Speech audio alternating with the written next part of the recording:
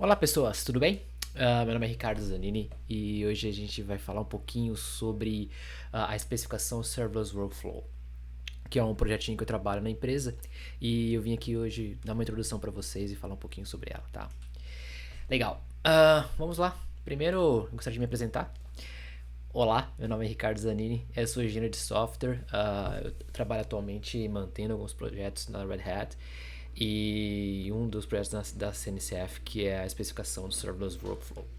Eu sou amante de videojogos e você pode me achar aí no Twitter, legal? Bom, sobre o que a gente vai falar, o que é isso, né? O que é a CNS Serverless Workflow?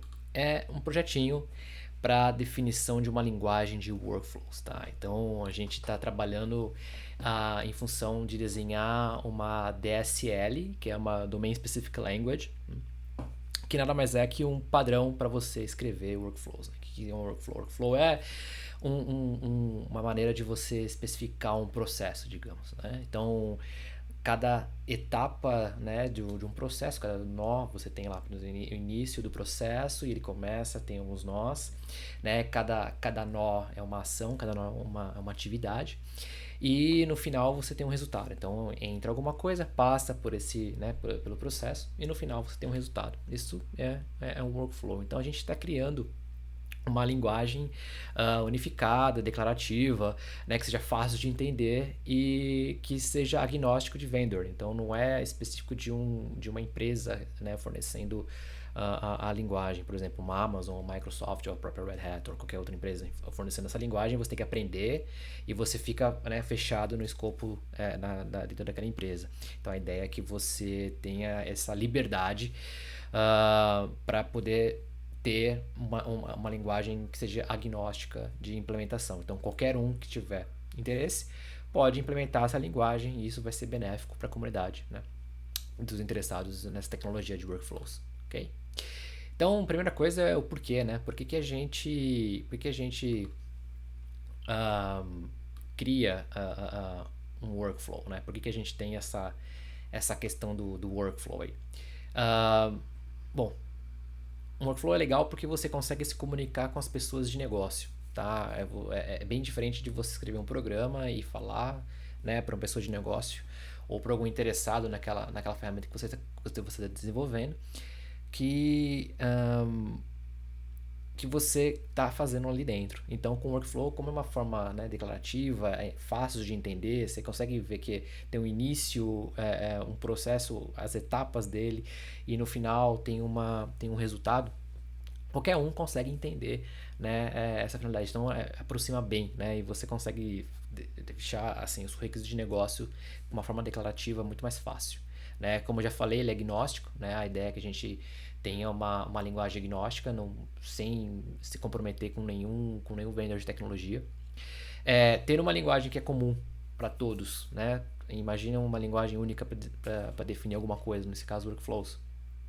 É, Pessoas interessadas em implementá-las vai poder ter outras pessoas vão ter ideias diferentes e que podem utilizar essa linguagem para fazer alguma ferramenta, algum editor, por exemplo, um plugin para uma ferramenta, sei lá, né? Então, mais pessoas olhando para aquilo de diferentes culturas, de diferentes backgrounds podem ajudar a criar ferramentas e outras coisas em torno dessa linguagem, tá? E com certeza sendo vendor neutral, né? Não tendo coisa com nenhum sendo agnóstica de vendors, a gente e vários deles implementando a mesma linguagem, você pode fazer usar o mesmo workflow, o mesmo conhecimento que você tem de uso daquela linguagem usando em outras plataformas, né? Bom, vamos lá. E o mais interessante, desculpa, mais interessante, ela é focada em padrões. Tá? Que isso significa? Sendo uma linguagem aberta, agnóstico de vendor, etc., a gente pensou, poxa, seria interessante também que todos os padrões que estão lá fora, que também são open, que também são agnósticos, a gente dê prioridade para eles, né? Então, por exemplo, o tratamento de eventos dentro dessa linguagem de workflows, a gente usa Cloud Events, que é uma especificação também aberta, também da CNCF. A gente está no mesmo working group que eles, inclusive. OpenAPI, que também é um padrão, foi introduzido lá atrás pelo Swagger e agora é um padrão aberto, né, o OpenAPI. E também alguns padrões de execução do workflow, que a gente chama de workflow patterns, né, também são padrões aí definidos para você implementar qualquer tipo de padrão, né, por exemplo, qualquer tipo de workflow, desculpa, tratamento de erros, retries, enfim, uma série de outros padrões de workflows que tem por aí. A gente parte do pressuposto que esse caso do workflow ele tem uma entrada de dados, uma série de estados, né, que vão fazendo o tratamento desse dado ou o processamento desse dado, e no final eu tenho um resultado, né, como se fosse um pipeline mesmo de execução, certo? Então eu entro com o dado, faço a inicialização nesse estado e vou seguindo, né, o pipeline até o final. Então aí dentro você pode fazer o que? Produzir um evento, consumir o evento, ter algumas condicionais baseadas em uma linguagem de expressão, certo? E no final você tem aí o resultado. Legal? Falando um pouquinho da estrutura, né, da linguagem, é super simples. Basicamente a gente tem 3 grandes estruturas, né? A primeira são as definições de funções, tá? São as funções que você pode utilizar dentro do seu estado. Então, por exemplo, você quer fazer a chamada REST, né? Você quer fazer uma chamada gRPC, você quer executar um script interno no seu projeto, enfim, tem uma série de funções que você pode declarar dentro do seu workflow. A especificação te dá essa possibilidade. E você pode usar depois essas funções dentro dos seus nós, né, nos seus estados do workflow. A segunda grande estrutura são os eventos. Você pode, hoje, grandes empresas de software, a gente está sempre focando, pode ser que foque, né, numa arquitetura event-driven, né? Então uma arquitetura onde você está focado não em fazer chamadas síncronas de serviços, mas talvez ouvir e consumir eventos ou produzir eventos, né? Então, dentro da linguagem a gente tem essa definição. Você pode definir os eventos que você vai produzir, os eventos que você vai consumir. Então, imagina que o seu workflow, por exemplo, ele pode iniciar ouvindo um evento. Então, assim que você chega um evento a você toma uma reação, inicia o processo e você executa seus estados. Ao final, você pode produzir um evento. Ou entre essa execução do processo desse workflow, você pode também produzir um evento. Também é uma maneira interessante de lidar com isso, né? E por fim, a gente tem a parte de estados. A parte de estados é uma estrutura onde você realmente vai declarar ali como vai ser a sequência que você vai definir dos estados, certo? O seu workflow. Então, uma especificação sem uma implementação não faz muito sentido, né? Porque uma especificação normalmente a gente define assim os requisitos, né? Como que vai ser isso, né? Como vai ser o formato dessa declaração de evento? Como vai ser o formato dessa declaração de estados? Como vai ser o formato dessa declaração de funções? Tá certo? Então, o legal é você ter uma implementação, ou seja, um software que vai realmente corresponder àquela especificação, que vai ser responsável por executar aquela especificação, tá certo? Bom, aí que entra o Cogito, que é um projeto também que eu ajudo a manter. É patrocinado pela Red Hat e é uma implementação open source da especificação. Tá? Falando um pouquinho do Cogito em si, ele é um toolkit, né? Um framework para você desenvolver serviços, aplicações voltadas a business automation. Né? Então a gente tem uma engine super poderosa que, dentre outras coisas, ela tem um processamento de regras, né, do que a gente chama de rules. Então você consegue descrever sua regra de negócio dentro de uma linguagem específica, né, que é o Druze. Algumas pessoas acho que vêm do mundo do Java devem conhecer esse framework.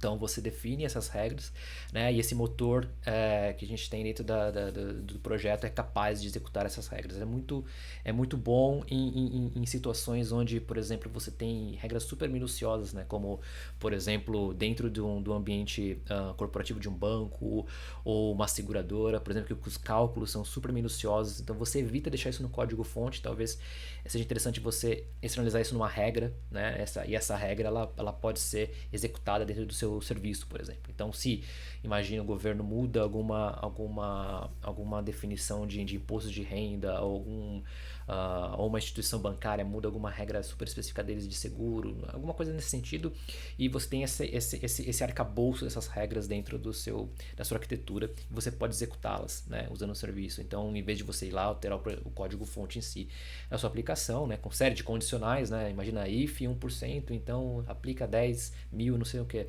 você deixa isso declarado nessa base de regras, né, que são arquivos, scripts, né, de definições de regras, né, onde você pode até conversar com outras pessoas interessadas sobre isso, né, que conseguem entender essas regras de forma mais clara do que, por exemplo, um código Java, um C Sharp, por exemplo.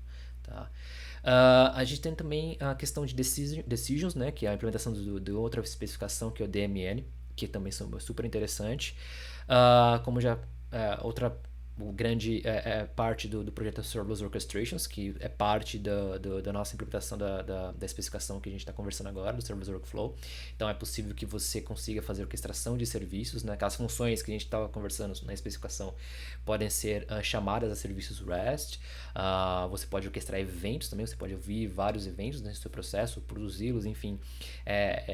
Fazer essa orquestração em um ambiente serverless, né, onde não há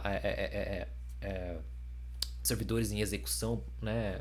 Você pode, por exemplo, dentro de uma plataforma como Knative, né, que é uma plataforma de serverless para Kubernetes, você pode lá dentro ter os serviços sendo executados, e assim, se você tiver ou não tiver carga, a gente pode baixar o número de containers para zero e subir a hora que tiver que fazer a execução do processo. Isso é bem interessante e economiza bastante recursos.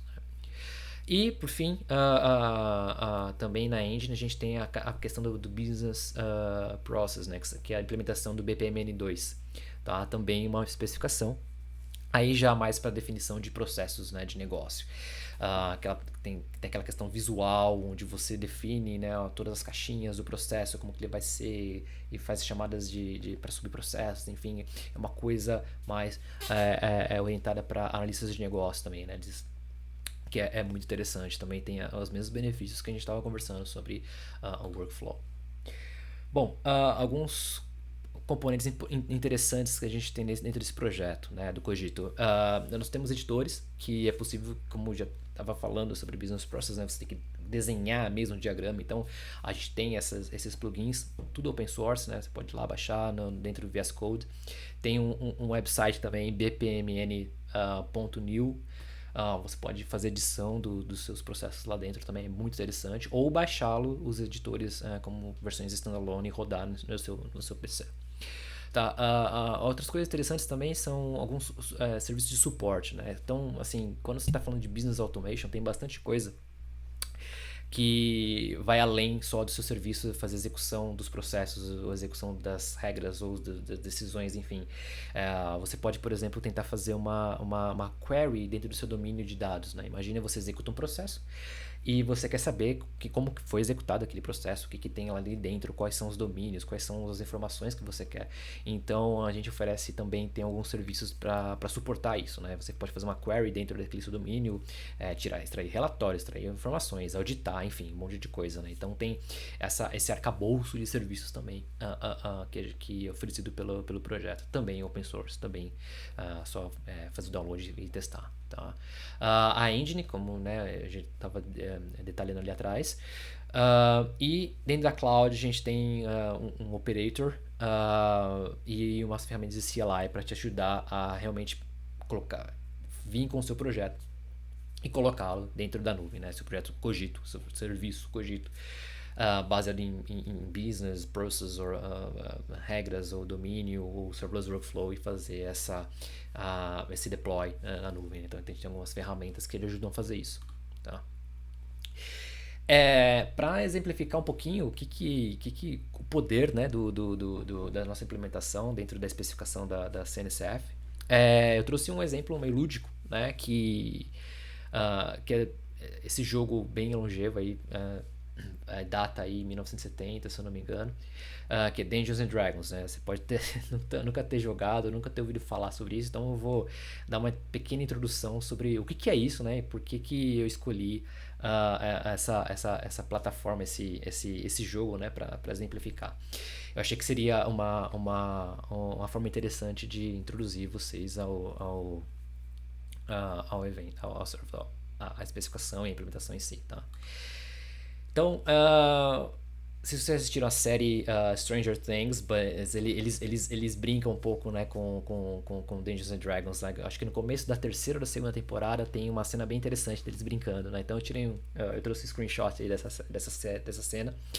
E aí você pode ver que o rapazinho aqui de azul, né, cabelinho Chanel, ele é o Dungeon Master, né? Ele que tá levando a história pros outros amigos, né? Então você encarna um personagem, entra dentro da história, né? E fantasia ali dentro, né? Com seus amigos. Então, por exemplo, eu posso ser um mago, eu posso ser um cavaleiro, né? Posso ser um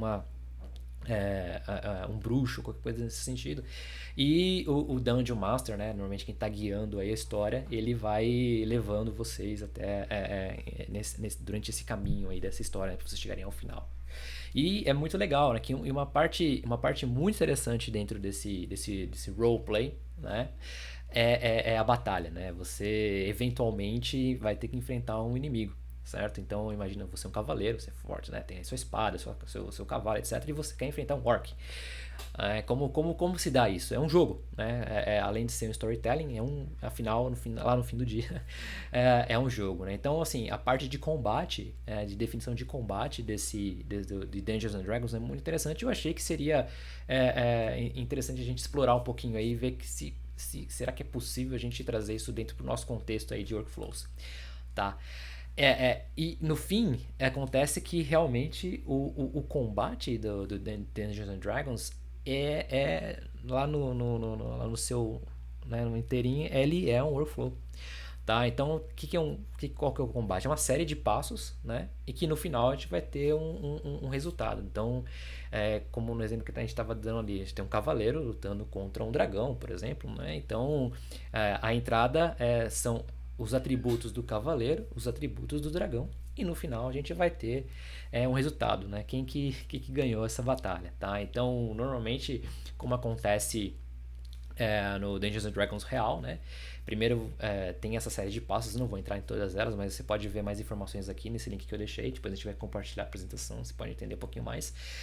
Mas eu vou direto na nossa versão um pouquinho mais simplificada, que fica um pouquinho mais fácil de entender como é que funciona isso. Então, como vocês podem ver, isso aí tem todo um jeitão aí de um workflow, tá?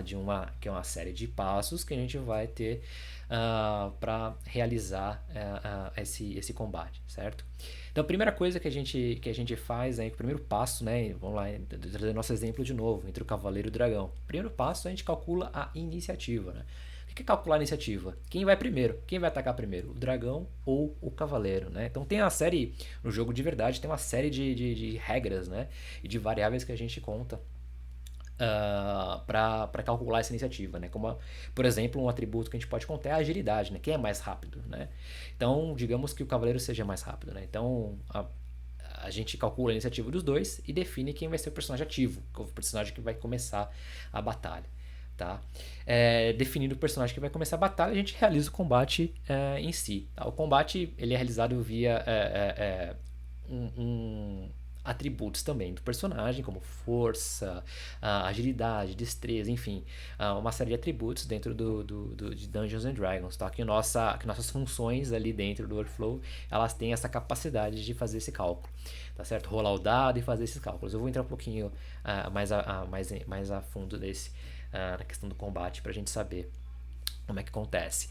Então, imagina que aconteceu a iniciativa do cavaleiro, ele tentou acertar o dragão, ele acertou, só que, né, não matou o dragão de primeira. Então não é o fim do jogo ainda, porque os dois ainda estão vivos, né? Então nós voltamos aí para essa parte, né, definir o personagem ativo. Agora que foi o cavaleiro fez o ataque dele, agora é a vez do dragão fazer o ataque dele, né? Então o dragão vai lá e cospe fogo no cavaleiro aqui na parte de combate, e digamos que foi um dano fatal, né? Jogou fogo no cavaleiro, o cavaleiro não conseguiu escapar, foi fatal, o cavaleiro morreu, e no final a gente tem o fim do jogo, porque um dos dois perdeu, né, a batalha, e a gente finaliza, tá? Então é super simples, tá? Simplifiquei o máximo o combate. O pessoal aqui que curte Dungeons and Dragons e é super fã do jogo vai estar me matando agora. Não, faltou bastante coisa assim, mas é só pra gente assim, entender mesmo, tá, o conceito de um workflow e como que isso pode funcionar, como a gente pode aplicar isso na prática, tá legal? Então como que realiza esse combate, né? Vou entrar um pouquinho só em detalhe aí para vocês entenderem como acontece isso. Esse screenshot eu tirei de um vídeo muito bom que eu achei no YouTube, de uma pessoa explicando, né, sobre o combate de Dungeons and Dragons. Eu convido vocês a assistirem esse vídeo, é muito legal, é muito interessante, tá? Se você estiver curioso. Então, como funciona, né? A primeira coisa, você define aí o que você vai fazer. Eu vou atacar o dragão. Então, a gente rola um dado para saber se eu acertei o dragão ou não. Se eu acertei, a gente vai para esse branch aqui. Se eu não acertei e perdi, aí vai ser a vez do dragão lutar. Mas digamos que eu acertei. E depois eu calculo qual foi o golpe, né? Quanto do golpe qual foi a força do meu golpe em relação, né, aos meus atributos, aos atributos do dragão, que eu consegui acertar, né, matar ou não, né? Meu dado aqui foi fraco ou foi forte, não, enfim, né? Tem uma série de atributos aí dentro do jogo que define, né? Inclusive é o tipo de arma que você tá, os seus atributos, enfim, uma série de coisas que eu não vou entrar agora no detalhe, tá? Mas é bem legal, é bem interessante. Eu convido vocês a testarem, a entender um pouquinho mais, legal? Então, vamos tentar fazer uma demo aqui, usando o nosso projetinho, tá? Bom, deixa eu entrar aqui em modo de apresentação, que a gente fica mais fácil de ver aqui na apresentação, legal? Então, primeira coisa que eu queria mostrar para vocês é a definição do workflow, daquele workflow que a gente estava vendo lá sobre aquelas fases do combate, tá? Então, é um workflow escrito em JSON. A especificação define como que esse workflow vai ser definido, né? Como esse workflow tem que ser escrito. Então, a gente tem uma série de atributos, uma série de estruturas dentro do meu workflow. Então, a primeira coisa que a gente está definindo aqui são as nossas funções, tá? Ver se eu consigo. Legal. Então, eu tenho algumas funções aqui, por exemplo, a função de cálculo de iniciativa, então quem vai ser primeiro.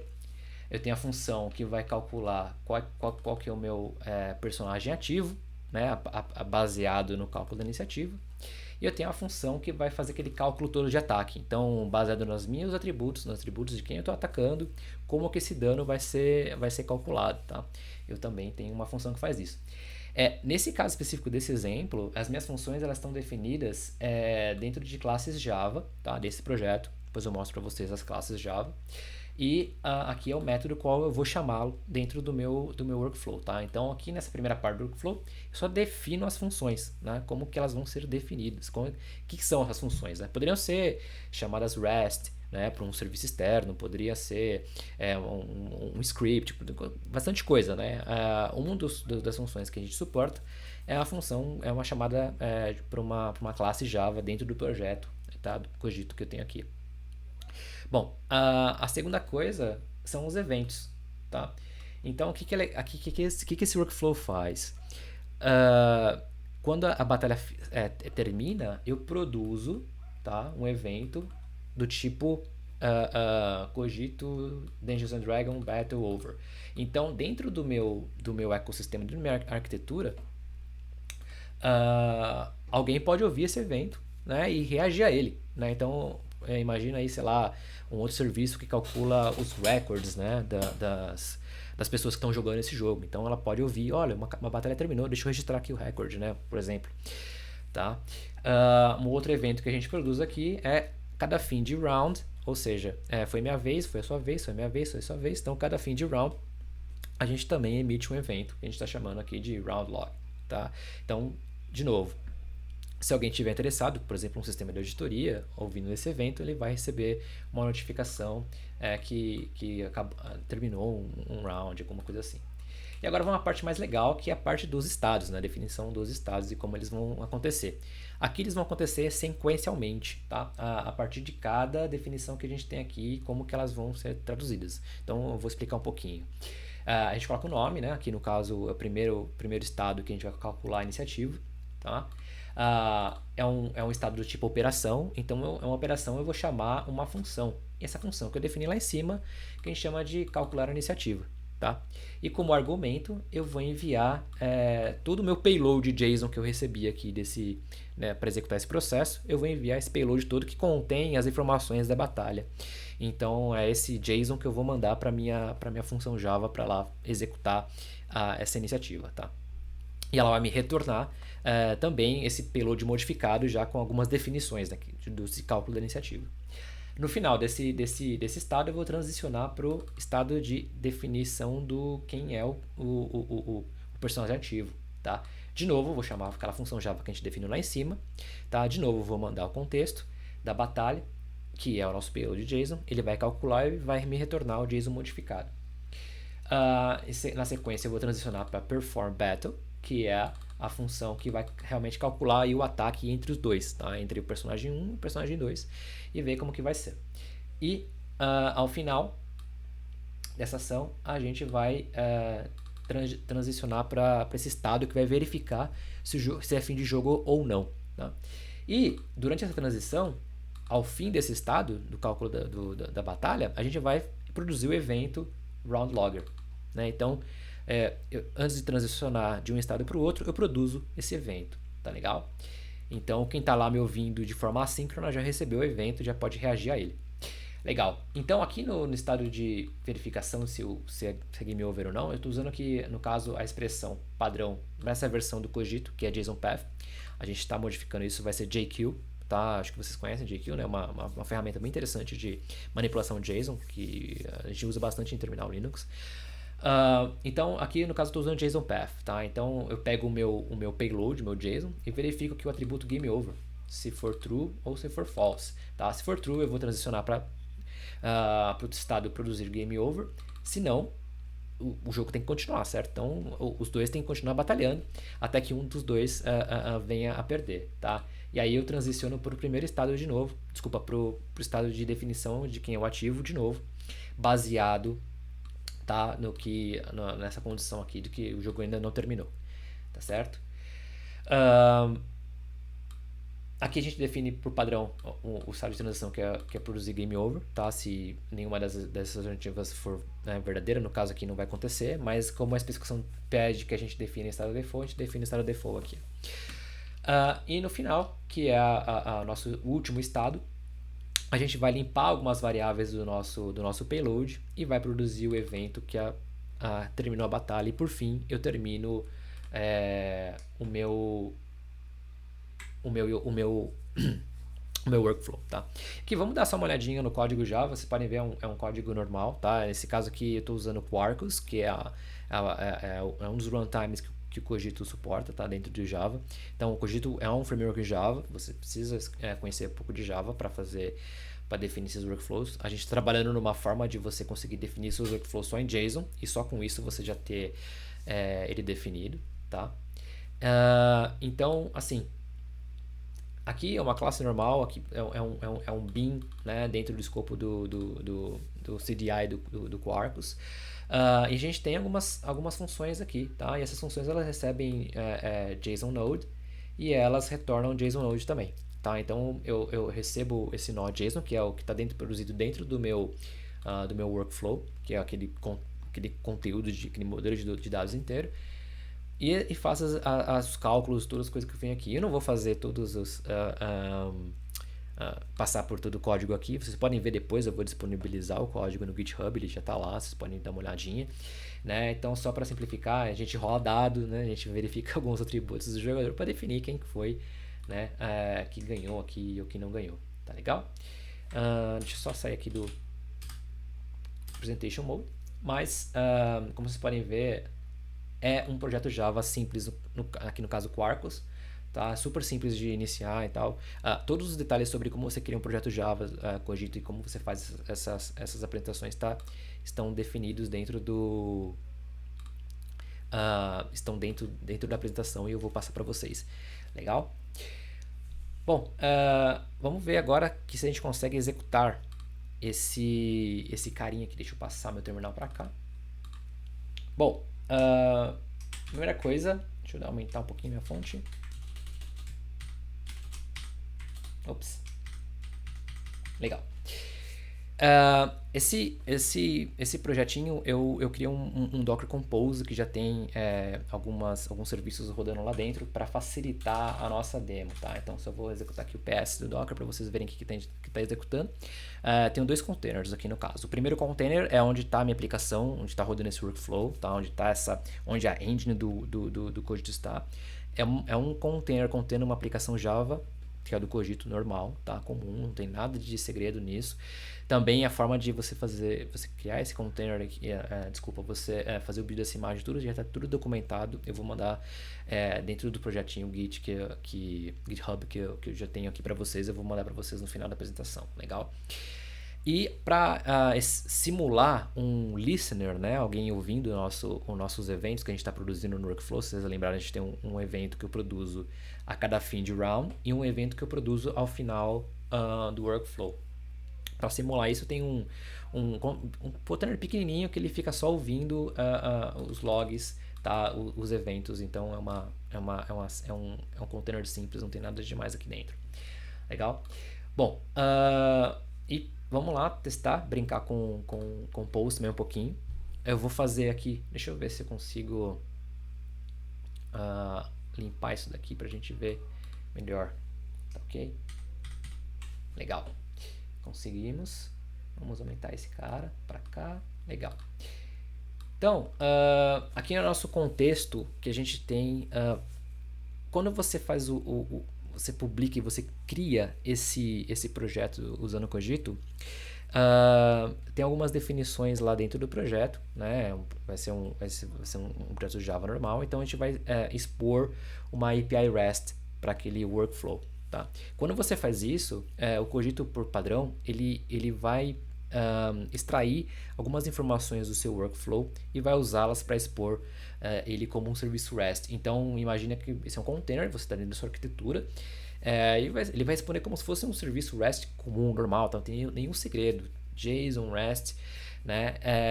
O que é legal, ele expôs aqui para mim um path, chama Battleflow, que é o ID do meu workflow. Então, se eu tivesse lá, sei lá, 3, 4 workflows dentro daquele projeto, cada um teria um contexto diferente, tá? Teria um path diferente com o qual você pode interagir com ele.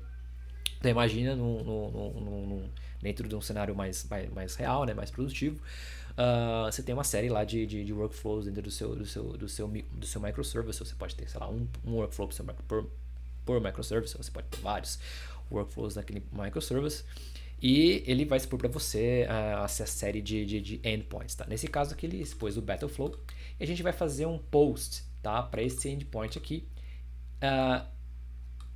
enviando esse workflow data, que é o atributo no qual o nosso runtime está esperando. Dentro do workflow data eu tenho o meu domínio de negócio. No meu caso aqui, no domínio de negócio são informações de quem vai realizar a batalha, tá? Então a gente tem o player e o inimigo. Então o player, a gente tem alguns atributos dele, a gente tem o nome, Sheldon Cooper, tem algumas informações aqui sobre os atributos desse jogador, né? Quem que ele é. Ele tem então um Armor 15, qual que é a classe, Dexterity, Strength, Hit Points. Hit Points é o sangue, né? Quanto ele pode levar antes de morrer, tá? E aqui eu brinquei com o Black Dragon, tá? Ele tem um Armor 50, então para você matar um Black Dragon requer bastante, né, hits. Olhando para o Armor, ele é mais forte que o Sheldon, né? Tem 50, o Sheldon tem 15. E aqui eu deixei alguns atributos mais simplistas, né? Digamos assim, pro dragão, para que a gente possa ter uma batalha que favoreça o jogador aqui no caso, né? Então, o Strength de um dragão, 5, se você comparar com uma pessoa, no Sheldon Cooper, por exemplo, se você assistir Big Bang Theory, você vai ver que 10 de Strength em comparação a um dragão, é muito.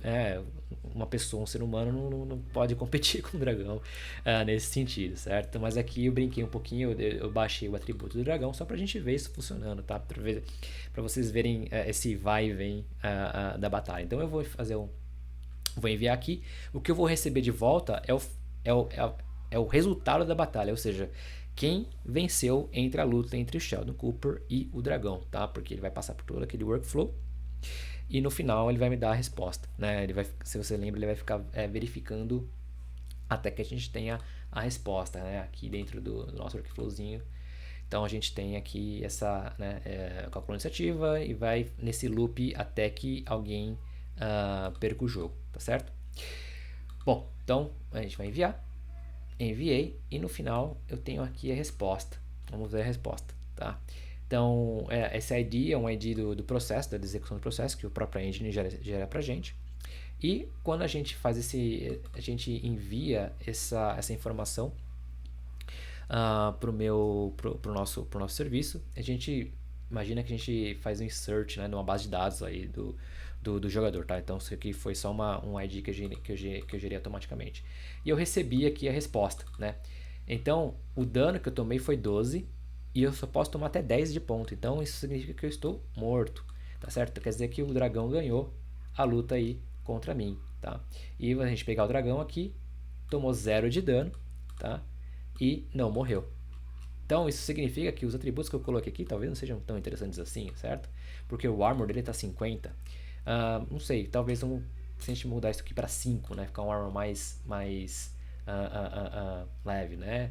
E o strength dele ele ainda é mais fraco que o Sheldon e o armor dele também é mais fraco que o Sheldon. Vamos ver se nesse caso aqui muda alguma coisa.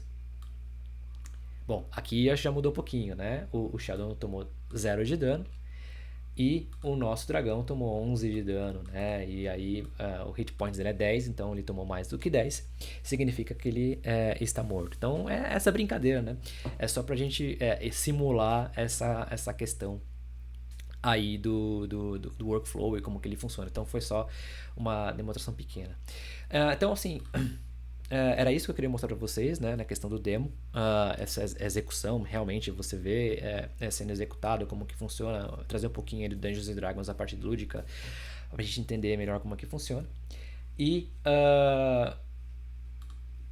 eu convido vocês a dar uma olhadinha, né, em alguns dos recursos que a gente tem aqui, que eu vou deixar alguns links para vocês poderem acessarem mais tarde.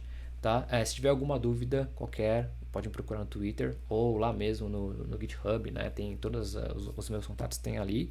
E se tiver algum bug dentro do projeto, também pode abrir uma issue, fazer alguma coisa, né? A gente sempre está aí aberto para receber contribuições, né, do pessoal que está interessado no projeto.